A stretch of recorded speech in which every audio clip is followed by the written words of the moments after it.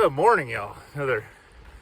Yeah, this can be a beautiful day out here, but it is extremely windy. Kind of found a spot to where I'm kind of out of the wind for right now. You can see this is the section that was closed due to being burned. Looks really burned. And actually the worst part of the burn so far has been the part right before Olali that I showed that was not closed. So yeah, makes sense. But yeah, it's kind of sucks today because last night around, I don't know, probably 3 or 4, started getting some 50-mile-per-hour gusts blowing through. You can probably start to hear them now as I'm getting out of a little bit of protection I had. But yeah, it got really windy, which is always sketchy in a burn section. But, well, I didn't die, so that's something. And yeah, it's supposed to be rough all day while I'm going through the burn section. So I'm really smart through hiker.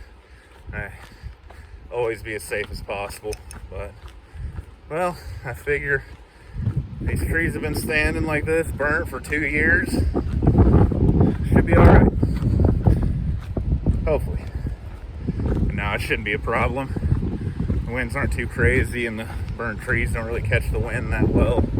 I don't have any branches or needles on them, so yeah, it'll be fun today. And also, I just hate the wind, so don't want to hike through it, but you got to do what you got to do. So looking at about 25 miles today up to this nice little viewpoint, and that's about it. We're showing some of the worst parts of the burn, or maybe just laughing that the trail was closed. Yeah, you can kind of see back into some burn, but this is far from the worst burn I've encountered and walked through. Who knows? Anyway, see y'all at the trail. I think I've gotten into some of the gnarlier burn area. You can see nothing is alive, and this burned 2 years ago. So I'm starting to understand why this section was closed, and I'm pretty happy that they came through and maintained the trail as well as they did. This is still easy walking, even though it is. You can see, I mean, there were sections, I didn't walk through them, but you could see them off in the distance that were just, I mean, there were no more trees. This is scorched earth. This looks like a wasteland. So I'm beginning to understand. Pretty awesome view of, I'm pretty sure, Mount Jefferson. You can hear the wind blowing. It's been very windy today.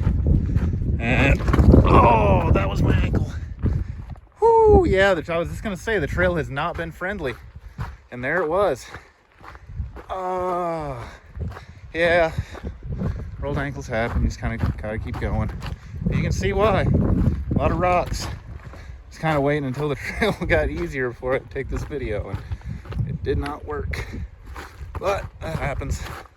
Not the first time I rolled my ankle on trail. Definitely won't be the last. Yeah, it's annoying. But you can see why. Trail's a lot of fun right now. So anyway, see y'all later. So I'm nearing the end of the burn section right now, and I heard that like the first couple miles and the last couple miles were the worst, and I think this might be some of the worst I've ever seen. This is wild. This is a wasteland, and this is 2 years ago. It's a 2-year-old fire.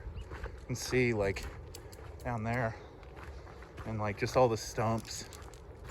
It's crazy how much destruction this fire caused.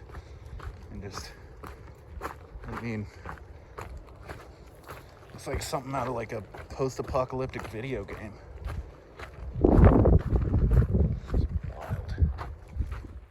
Well, y'all, I'm not in camp yet, but it's getting dark, so I wanted to get this video done before that. Yeah, I got, I think, like 2 miles, maybe less than 2 miles now to get in, and about 30 minutes of daylight. So, and that's just while the sun's still up. So should be getting into camp right about twilight, just after dusk, and then I'll be getting everything together, probably in the dark, but at least I'll get there and won't have to hike in the dark, which is nice. I gotta say though, I don't know if it was like the 5 days off or if it's this section, or I don't know, but this has been some of my roughest hiking that I've had, just like my body wise. Which, and it's not even like my legs necessarily, it's more my feet right now.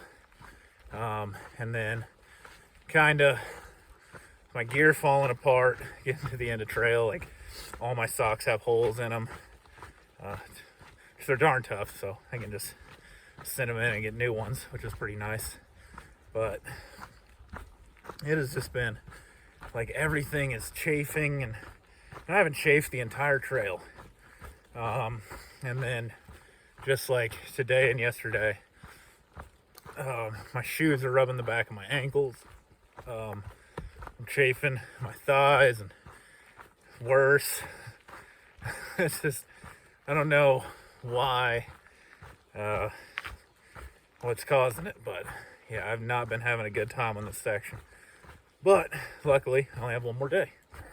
So I think that might also be why, you know, like some of the times when I would have just relaxed, said, well, whatever, we'll take another day, maybe another hour of hiking or so. Like now I got a schedule, so I'm pushing when I wouldn't really push. And I mean, this campsite coming up is kind of evidence of that, because I want to get to it. Like, it's kind of my plan at the beginning of the day, but I'd probably stop before it.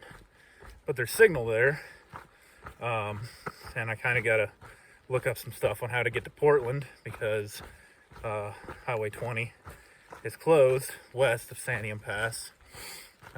So I got to figure out kind of my transportation and get that all taken care of before I get into town, and then have to scramble and figure it out like that night. So yeah, got to push a little bit, but it's no big deal. I've definitely pushed worse miles and worse terrain, and